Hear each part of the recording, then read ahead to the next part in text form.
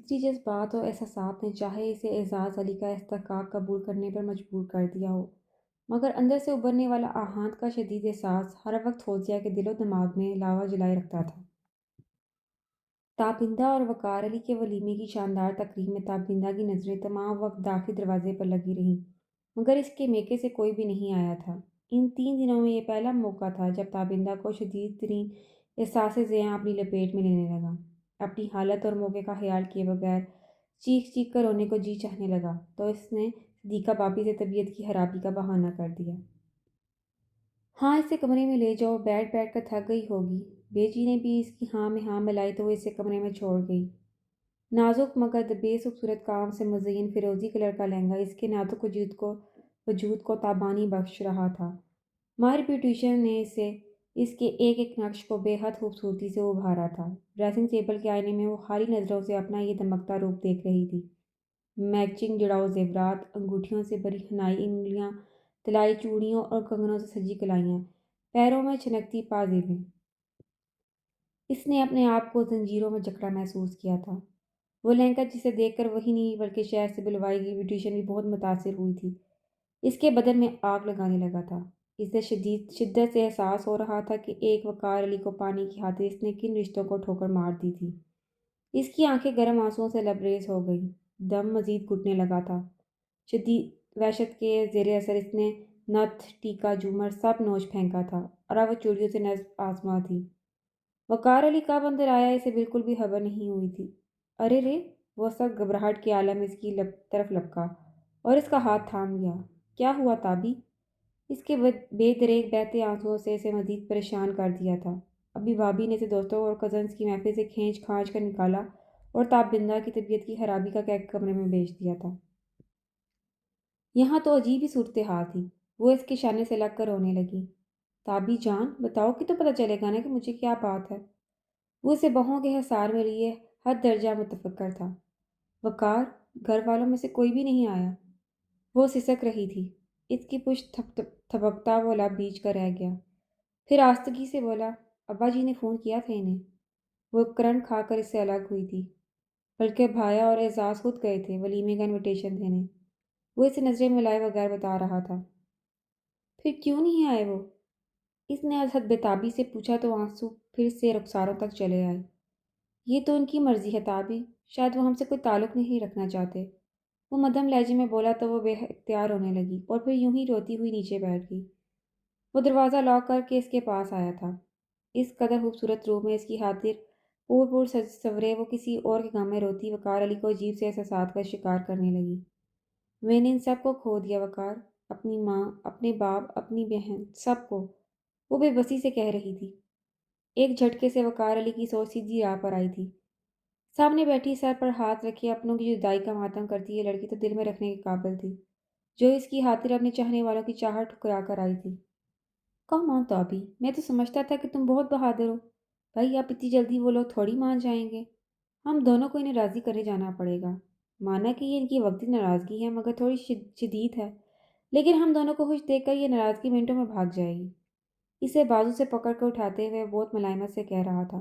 تابندہ کا دل ٹھہرنے لگا۔ وہ مان جائیں گے نا وقار؟ وہ آنسو بھری آنکھوں سے میں آس لیے پوچھ رہی تھی۔ وقار کو اس کے ابو کے الفاظ یاد آنے لگے جو انہوں نے بھائی اور اعزاز سے کہے تھے۔ اب میری ایک ہی بیٹی ہے جناب، جس کی بات آپ کر رہے ہیں اس کی 2 دن پہلے ہم ڈولی نہیں جنازہ بھجوا چکے ہیں، اور مرے ہوئے کے ساتھ جتنا رشتہ باقی رہ جاتا ہے ہمارا بھی اس کے ساتھ اتنا ہی رشتہ ہے۔ اس کی دل شکنی کے خیال سے وقار اسے بتا نہیں پایا تھا ورنہ اس کی منتظر نگاہوں کی بے چینی تو وہ آج سارا دن ہی دیکھتا رہا تھا۔ کیوں نہیں مانیں گے؟ تم ان کی اتنی پیاری بیٹی ہو، بھلا وہ زیادہ دنوں تک تم سے کس طرح خفا رہ سکتے ہیں؟ وہ اس سے بہلا رہا تھا اور تابندہ کے پاس بھی فقط ان طفل تسلیوں سے بہلنے کے سوا اور کوئی چارہ نہیں تھا۔ ساری تیاری کا تم نے ستیہ ناش کر دیا ہے اور الزام خواہ خواہ مجھ غریب پر آئے گا۔ ابھی فوٹو سیشن باقی ہے۔ اس کو دکھ کی کیفیت سے نکالنے کے لیے انگلی کی پوروں سے اس کے رخسار پر ٹکا آنسو صاف کرتے ہوئے وہ شرارت سے پورے انداز سے بولا تو وہ دہک اٹھی، بھیگی پلکیں رخساروں پر لرز کر رہ گئی۔ وقار علی کی وارفتگی اور پرجوش انداز محبت اسے بہت جلد احساس زیاں اور خود ترسی کی کیفیت سے نکال لایا تھا۔ اس کے بعد تمام وقت وہ اس کے ساتھ ساتھ رہا۔ وہ جانتا تھا کہ تنہائی پاتے ہی وہ گزشتہ یادوں میں گرنے لگے گی، سو وہ اسے اپنے سوا اور کچھ سوچنے ہی نہیں دے رہا تھا۔ خاندان میں ایک آدھ عداوت بھگتا کر وہ اسے اپنے ساتھ شمالی علاقہ جات کی طرف نکل گیا، تو اس کا رہا سہا احساس ندامت بھی جاتا رہا۔ وقار علی کے سنگ خوبصورت وادیوں میں تتلیوں کی طرح اڑتی وہ زندگی کی تمام خوشیاں کشید کر رہی تھی، اور اس کی دن بدن بڑھتی شادابی وقار علی کے والہانہ پن میں اضافہ کرتی جا رہی تھی۔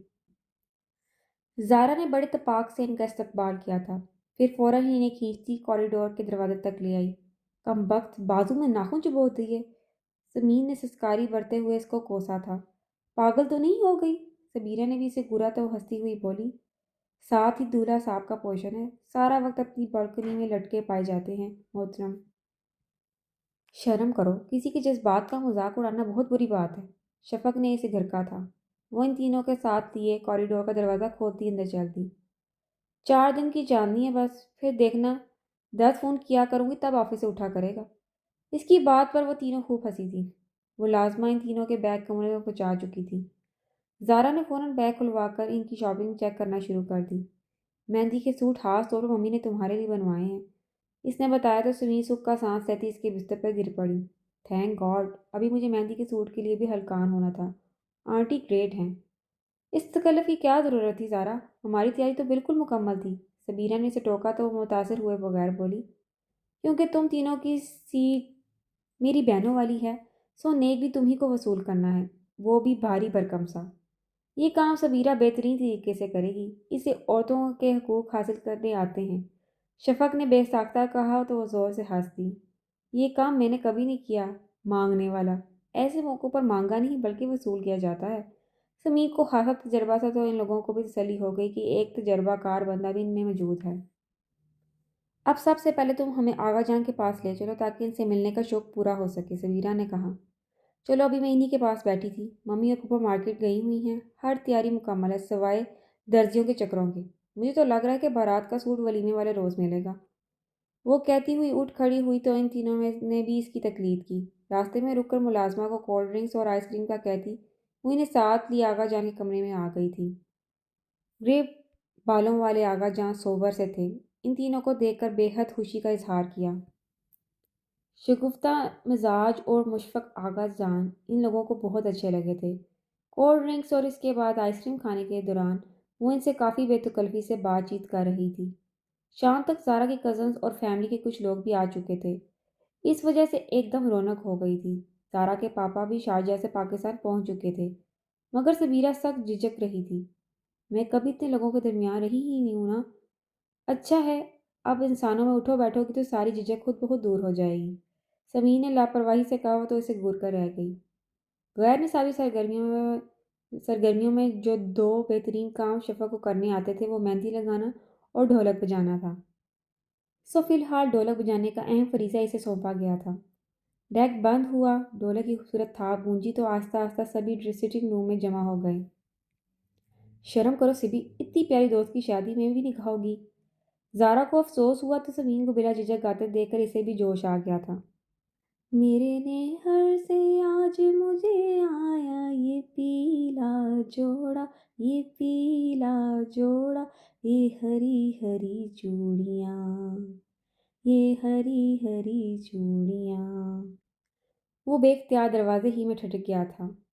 خوشی اور جوش سے تمتماتا چہرہ، دلکش آواز، پرنٹڈ لان کے میرون اینڈ آف وائٹ امتزاج کے لباس میں ملبوس اس کا یہ بے حد انوکھا اور چونکا دینے والا روپ تھا۔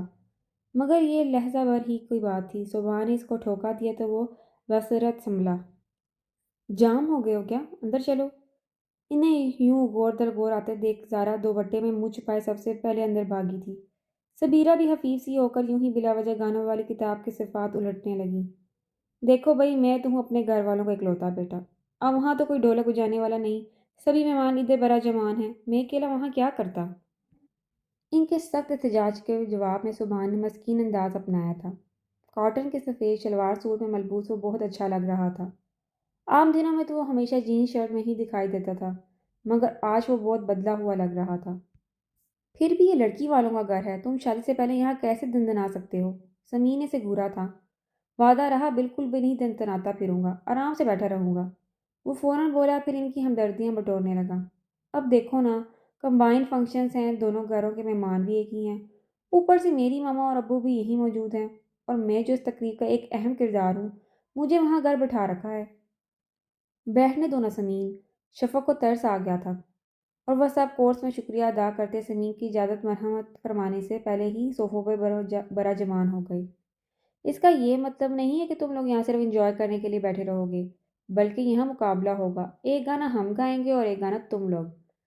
سمین نے مشروط حل پیش کیا تھا، جسے فوراً بلکہ جوش و خروش کے ساتھ قبول کر لیا گیا تھا۔ یہ کیا بے وقوفی ہے؟ سمیرہ نے دبے لفظوں میں سے تردش کی، مگر وہ ہنستے ہوئے بولی، ابھی دیکھنا کیسے میدان چھوڑ کر بھاگتے ہیں سب۔ میں نہیں گا رہی، وہ اٹھنے کی تیاری میں تھی۔ سمین نے اس کا ہاتھ مضبوطی سے تھام کر کچا چبا جانے والے انداز میں کہا، تمہارے تو اچھے بھی گائیں گے۔ کم آن سبی، اپنی زندگی کو اپنے طریقے اور اپنی خوشی سے گزارو، کسی کو خود پر حاوی کرنے کی کوئی ضرورت نہیں۔ شفق نے بھی دھیمی آواز میں اسے سرزنش کی تو ناچار اسے وہیں بیٹھنا پڑا تھا، اور پھر سمین اور شفق کی آواز میں لاتے وہ کئی بار بے ربط ہوئی تھی۔ پتہ نہیں کیوں اسے بار بار شک ہو رہا تھا کہ سامنے بیٹھے بظاہر زبان سے باتوں میں مصروف ایڈی کی پوری توجہ اسی کی طرف ہے۔ چلو بھائی، اب بے سورے گروپ کی باری ہے۔ گانا ختم کرتے ہی سمین نے شور مچایا تھا، حد ادب گستاخ لڑکی، تمہیں خبر نہیں کہ ہمارے گروپ میں سر اور تال کی کوئی کمی نہیں؟ صبح نے روب سے کہا تھا۔ بالکل جی، تان سین بھی انہی کے گروپ میں سے تھا۔ ان کے کسی قطن نے سر دھنا تھا۔ چلو ہی میرے شیر۔ صبح نے اپنے متوقع شہبالے کے کندھے پر ہاتھ مارا تو وہ جیسے تیار ہی بیٹھا تھا۔ تیرے گھر آیا میں، آیا تجھ کو لینے، دل کے بدلے میں دل کا نذرانہ دینے، ماتھے کی بندیا کیا کہتی ہے، سن سن سن سن، ساجن جی گھر آئے، ساجن جی گھر آئے، دلہن کیوں شرمائے، ساجن جی گھر آئے۔ غیر متوقع طور پر اس کی آواز کافی اچھی تھی، اوپر سے گانا بھی چن کر گا رہا تھا۔ سمین اور شفق کے ساتھ دوسری لڑکیوں نے بھی اس کا ساتھ دینا شروع کر دیا۔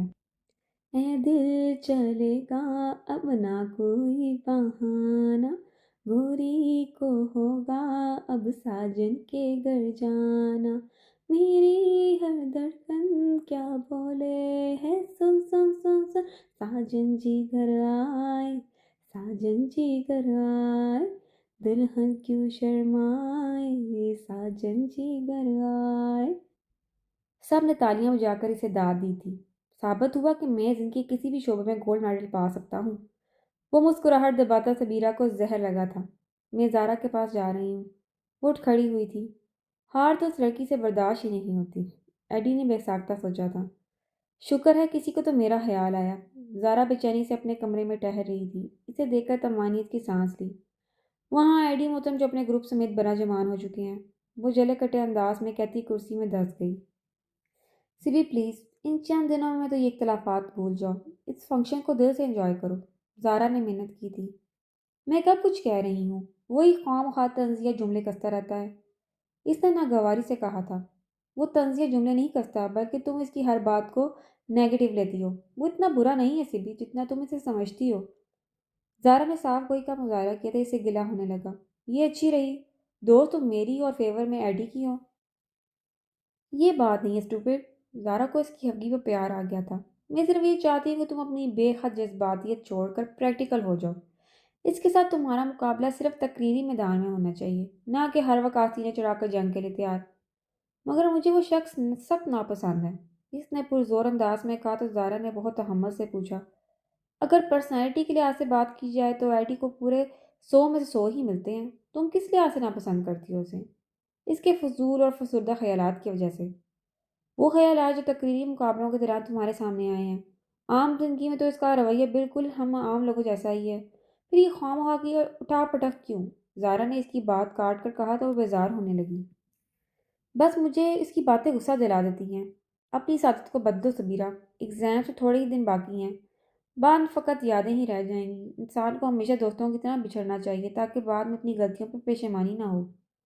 زارا نے نازخانہ انداز میں سمجھایا تھا۔ اس شخص کے متعلق میں جو سوچتی سمجھتی ہوں وہ بالکل ٹھیک ہے۔ میں کبھی چہروں سے دھوکہ نہیں کھاتی زارا، میں جانتی ہوں کہ میں اپنی اس سوچ پر کبھی نہیں پچھتاؤں گی۔ وہ شخص کبھی میرا دوست یا خیر خواہ ہو ہی نہیں سکتا۔ اس نے سختی سے کہا تو زارا اس کا چہرہ دیکھے گئی، پھر آستگی سے بولی، کبھی کبھار ہم چہروں سے دھوکہ بھی تو کھا سکتے ہیں سبھی۔ ہو سکتا ہے کہ وہ تمہارے بارے میں بہتر ہی سوچتا ہو۔ ہم دنیا میں وہ میرا واحد دشمن ہے۔ استہزائیہ انداز میں اس پر واضح کیا تھا۔ تم شہباز گردیزی سے ملی تھی؟ زارا کے انداز میں تجسس نہیں بلکہ یقین تھا کہ اس کی معلومات بالکل سچی ہیں۔ وہ چڑھ گئی۔ ابھی بھی تم کہتی ہو کہ وہ بہت معصوم بچہ ہے؟ صرف ایڈی ہی نہیں، مجھے اس کے ساتھ بات کرتے دیکھا تھا۔ مجھے پتا تھا کہ وہ اس صبر کو گزشتہ بار کی طرح پوسٹر کی طرح ہر جگہ استعمال کرے گا۔ فضول مت بولو، تمہیں پتا تو ہے شہباز گروپ کی ریپوٹیشن کا، پھر کیا ضرورت ہے اس کے ساتھ گفتگو کرنے کی؟ زارا نے اسے ڈپٹ دیا تھا۔ وہ تلخی سے بولی، اگر میں ایڈی کے سے بات کرتی تو وہ بہت خوش ہوتا کیونکہ اس کے ساتھ گفتگو کرنے سے ایمان کو کوئی خطرہ نہیں، مگر کسی اور سے دوستانہ گفتگو کر لے تو اسے تکلیف ہونے لگتی ہے۔ وہ اس لیے کہہ رہا تھا کیونکہ اسے تمہاری فکر ہے۔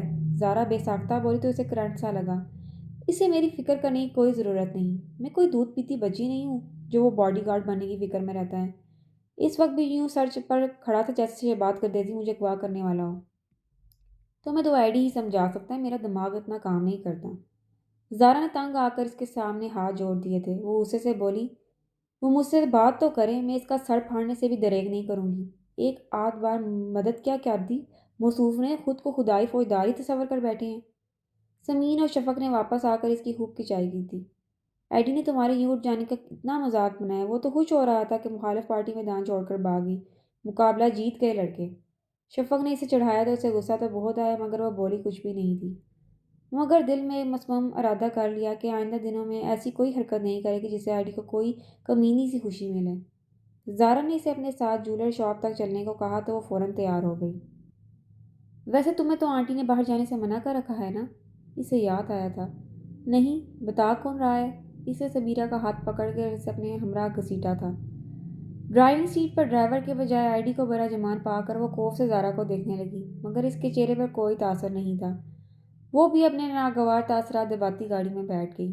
مجھے بھی خواہ غصہ دکھا کر اس شخص کو اہمیت دینے کی کوئی ضرورت نہیں ہے، سوچتے ہوئے نے خود کو پرسکون محسوس کیا تھا۔ چوکیدار نے گیٹ وا کیا، تبھی جانے زارا کو اچانک کیا یاد آیا تھا، میں بس ابھی 2 منٹ میں آئی۔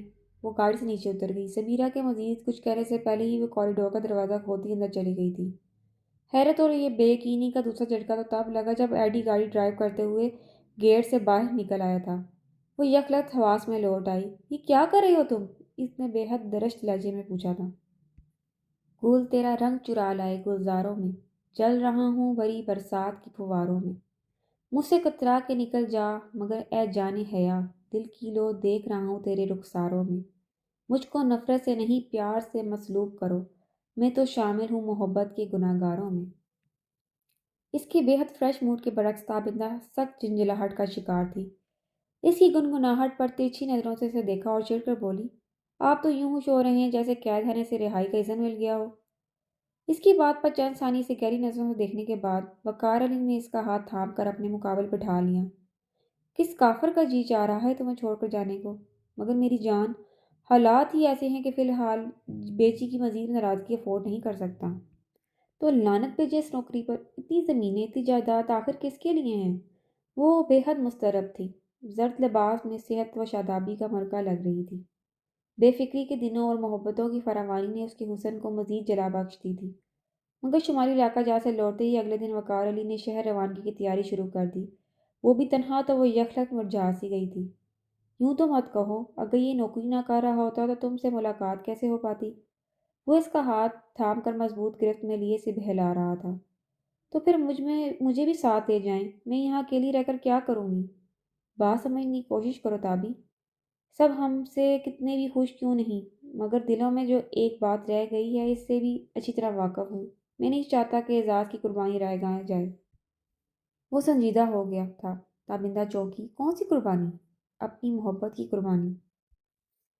وقار علی کی آنکھوں میں درد آمیز اضطراب کروٹیں لینے لگا تھا۔ اس نے میری خاطر اپنی محبت چھوڑ کر فوزیہ کو اپنایا ہے، اس گھر کو 2 لخت تھورے سے بچایا ہے، اب میری باری آئی تو میں کیسے پیچھے ہٹ جاؤں تابی؟ مگر میرے یہاں رکنے سے کیا فرق پڑ جائے گا؟ بہت بڑا فرق پڑے گا تابی۔ تمہیں یہاں اس گھر میں رہ کر سب کے دلوں میں اپنی حقیقی جگہ بنانی ہے۔ تاکہ سب کو احساس ہو سکے کہ میرا فیصلہ غلط نہیں تھا۔ اعزاز علی کی ناشاد زندگی کا بوجھ مستقل میرے سینے پر دھرا ہے۔ ہم دونوں سرخرو ہوں گے تو اس کی قربانی بھی رائگاں ہونے سے بچ جائے گی۔ وہ تو ٹھیک ہے وقار، لیکن میں یہاں کے بغیر میں بھی تو دل پر جبر کروں گا۔ میرے لیے بھی یہ جدائی سکھانے روح ہوگی، مگر فقط ایک ہفتے ہی کی تو بات ہے۔ ہر ویکینڈ پر یہاں موجود ہوں گا، اور یوں بھی تمہیں سنا نہیں کہ دور جاؤں تو اور بھی یاد آؤ گی۔ فاصلے قرب کی بنیاد ہوا کرتے ہیں۔ اس نے شعر میں اپنی مرضی کی ترمیم کرتے ہوئے مسکرا کر کہا، مگر وہ مسکرا بھی نہیں پائی تھی۔ اتنے سارے اجنبی لوگوں اور نامانوس ماحول میں وقار علی کے بغیر رہنا اسے ایک امتحان ہی لگ رہا تھا۔ یہ ٹھیک تھا کہ اب تک کسی نے بھی اسے اجنبیت کا احساس نہیں دلایا تھا۔ سبھی اسے ایک نئی نویلی بہو کے طور پر ٹریٹ کر رہے تھے، مگر اس کے لیے تو وقار علی سے بڑھ کر کوئی بھی نہیں تھا جس کے لیے وہ اپنی محبتوں پر ٹھنڈی چھاؤں ٹکرا آئی تھی۔ اس کی ذہنی روح بھٹکی تو یکلت ہی سے دھیان آیا۔ اتنے دن ہو گئے وقار، آپ نے وعدہ کیا تھا امی ابو کو منانے کا، اور ہم نے انہیں ایک فون تک نہیں کیا۔ یوں کرتے ہیں کہ ان کی طرح چلتے ہیں۔ وہ پھول کی طرح کھل اٹھی تھی، اور یہی وہ مشکل لمحہ تھا جسے وقار علی ٹالتا آ رہا تھا۔ سنبھلتے ہوئے سرسری انداز میں بولا، چلے چلیں گے کسی روز، تم فی الحال فون پر ان سے بات کر لو۔ تابندہ نے ہفکی سے اسے دیکھتے ہوئے اپنا ہاتھ اس کی گرفت سے کھینچ لیا۔ آپ اپنی بات سے مکر رہے ہیں۔ میں مکر نہیں رہا تابی۔ اچھا یوں کرتے ہیں کہ ابھی تو کل میں آفس جا کر چارج سنبھالوں گا، ویکینڈ پر ہم دونوں جا کر امی ابو کو منا لیں گے۔ اس نے فوراً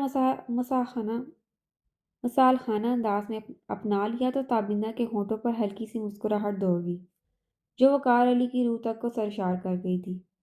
اسے خود سے قریب کرتے ہوئے وہ بھی کھلے دل سے مسکرا دیا تھا۔ تیری آنکھوں نے میرے گرد ایک دیوار کھینچی ہے، میں اس سے بھاگ کر جانا بھی چاہوں تو کہیں اب جا نہیں سکتا کہ پیروں سے کوئی زنجیر بے آواز لپٹی ہے۔ یہ وہ دیوار ہے جس پہ کوئی روزن نہیں کھلتا۔ میں اس میں در بناتا ہوں تو ہر ایک حشد میرا راستہ روکے۔ میرے کانوں میں پرکیف سی آواز آتی ہے، یہاں سے بھاگ کر جانا کوئی آسان نہیں ہے، محبت اس قدر کمزور میری جان نہیں ہے۔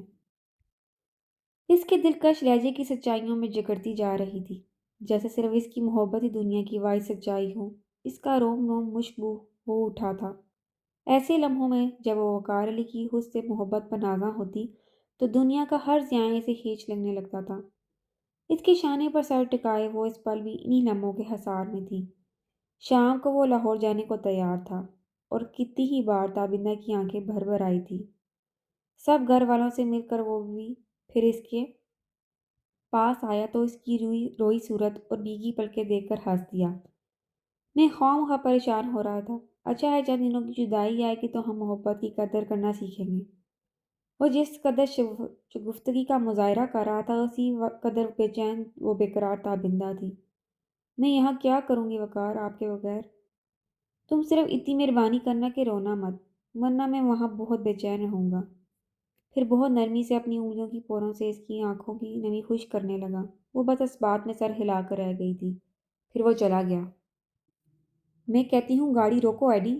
وہ دفتر چلا اٹھی تو وہ گاڑی کی سپیڈ کم کرتے ہوئے ناگواری سے چہرہ موڑ کر دیکھنے لگا۔ کبھی تو سکون سے بھی بات کر لیا کرو۔ مجھے تم سے کوئی بات نہیں کرنی۔ آخر اس بیہودہ حرکت کا مطلب کیا ہے؟ اس کا پارا ہائی ہو رہا تھا۔ ایڈی کی جرأت پر اسے حیرت ہو رہی تھی۔ تمہیں نہ صحیح، مگر مجھے تم سے بہت ضروری بات کرنی ہے۔ اس کی نسبت وہ بے حد پرسکون تھا۔ بہت آرام سے گاڑی ڈرائیو کرتا، وہ ذرا بھی گھبراہٹ یا پریشانی کا شکار نہیں لگ رہا تھا۔ تمہاری بات سب کی موجودگی میں بھی ہو سکتی تھی۔ اس کے لیے سب زارا کیا سوچ رہی ہوگی، اس کا اندازہ ہے تمہیں؟ اس کو خود پر قابو پانا مشکل ہو رہا تھا۔ وہ سب کچھ جانتی ہے۔ اس کے طمانینت بھرے انداز سے سبیرہ کو شدید جھٹکا پہنچایا تھا۔ کیا؟ ہر کوئی تمہاری طرح بہادری کا جھنڈا اٹھائے چوٹیاں سر کرنے کو تیار نہیں کھڑا ہوتا سبیرہ علی۔ بعض لوگ عقل کو باہر طور حاضر و ناظر رکھتے ہیں۔ وہ کہہ رہا تھا وہی اس کا مخصوص تجزیہ لب و لہجہ، مگر فی الوقت تو وہ پہلے ہی جھٹکے سے نہیں سنبھل پائی تھی۔ کیا تم زارا کو بتا کر مجھے یوں ساتھ لائے ہو؟ یقیناً، وہ فوراً بولا تھا، پھر جتانے والے انداز سے بولا، دھوکہ دہی میری سرشت میں شامل نہیں ہے۔ اور یہ تم میرے ساتھ کر رہے ہو اسے کیا نام دو گے؟ وہ تلخی سے بولی تھی۔ کسی کو گھڑے میں گرنے سے بچانے کے لیے چھوٹا موٹا دھوکہ تو شاید نیکی ہی کہلائے گا۔ اس نے لاپرواہی سے کہا تو والا بیچے مشکل خود پر قابو پانے لگی۔ وہ خاموشی سے گاڑی ڈرائیو کر رہا تھا۔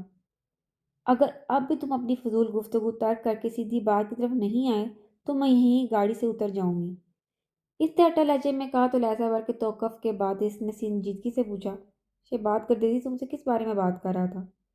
وہ گہری سانس لے کر رہ گئی، پھر سلگانے والے انداز سے بولی، وہ کچھ بھی کہہ رہا تھا اس پہ تمہارا نام کہیں بھی نہیں تھا، سو تم سے مطلب؟ اس کی ریپوٹیشن تم بھی جانتی ہو سبیرہ؟ وہ بہت ضبط سے بولا تھا، میں نہیں جانتی، بلکہ ہم سب کو وہی کچھ معلوم ہے جو تم نے بتا رکھا ہے۔ اس نے تصدیق کی تو گویا اس پر واضح کیا کہ اس کے الفاظ کی کوئی اہمیت نہیں ہے۔ ایڈی نے بے اختیار ایک سائڈ پر گاڑی روک دی تھی، پھر پلٹ کر تیز نظروں سے اسے دیکھنے لگا۔ تمہارا کیا خیال ہے؟ میں نے اسے متعلق غلط انفارمیشن تمہارے گروپ تک پہنچائی ہیں؟ ہو سکتا ہے، وہ کمال بے نیازی سے بولی۔ ایک مقصد اس کو غصہ دلانا بھی تھا۔ پھر جترانے والے انداز میں کہا، تم دونوں کی آپس میں کبھی بنی ہی نہیں، ہو سکتا ہے کہ اسی دشمنی میں تم نے اس کی ریپوٹیشن بگاڑ دی ہو۔ چند لمحے تیز نظروں سے دیکھتے رہنے کے بعد وہ تلخی سے بولا، بنی تو کبھی میری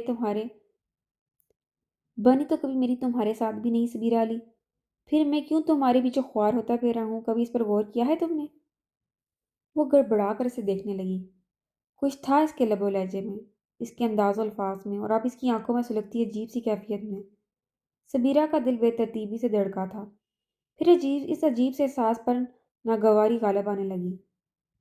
میرے پیچھے خوار ہونا تمہاری مجبوری ہے، ورنہ تم مجھے نیچا کیسے دکھا پاؤ گے؟